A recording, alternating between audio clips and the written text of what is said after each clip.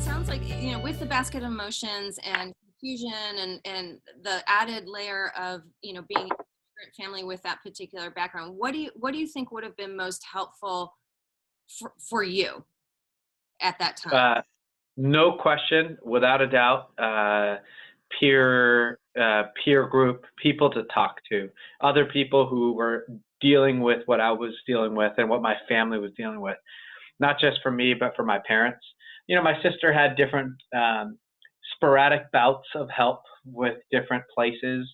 I think I've talked about it before that actually all places were too afraid to take her in an inpatient facility because she was too much of a risk. She was too much closer to death than life, so they wouldn't take her in.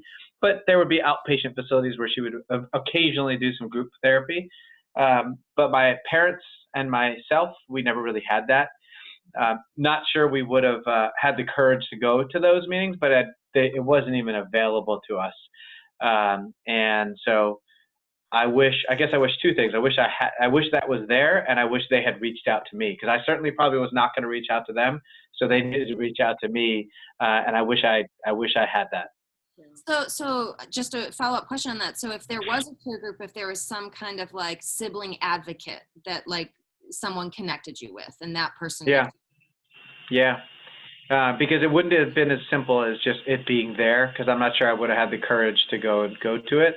But if someone had reached out to me, I know I would have benefited from that and maybe been able to help more. Have you ever thought about what would have helped what if you didn't have that advocate? You mean what else would have been helpful? Yeah. I'm brainstorming with you live right now. Yeah. Gosh, I think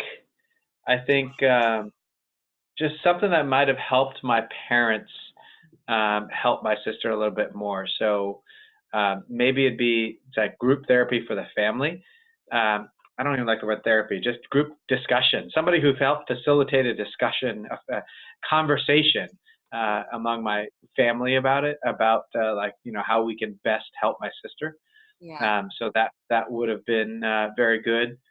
Maybe just some coaching on like things that are probably bad triggers to talk about, and things that maybe are good things to talk about. So something there. It was just like one of those things that it was just out of sight, out of mind. And so for me personally, I just like the moment that I went to college, it was easy for me to be away and not have to. Coming home just reminded me of all the pain and suffering, so I just avoided being home. So just anything that helped me stay present. Okay. Can I follow up on that? Because you said, not the word therapy, maybe discussion. And do you think that relates to that cultural piece, or? Yeah. Okay. Yeah, I think that's just a cultural thing. Like you say therapist, and my mom and dad just, kind of start discounting it because again, there's not real, I guess it's just an immigrant mentality. There's just not the belief in helping the mind and mental illness is just not really something that they subscribe to.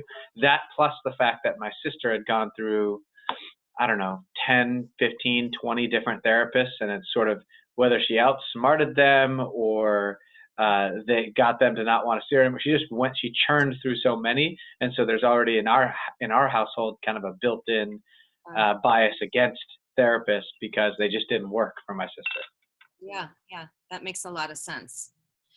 I'm curious, I know this might be different in your situation, but what we're finding from the survey is that only 13% have done family-based therapy, or family therapy, not even family-based therapy, but family therapy. And I'm curious if you ever did any of that, and if any of that was helpful for you. We never did, and I think it would have been helpful, but we never did.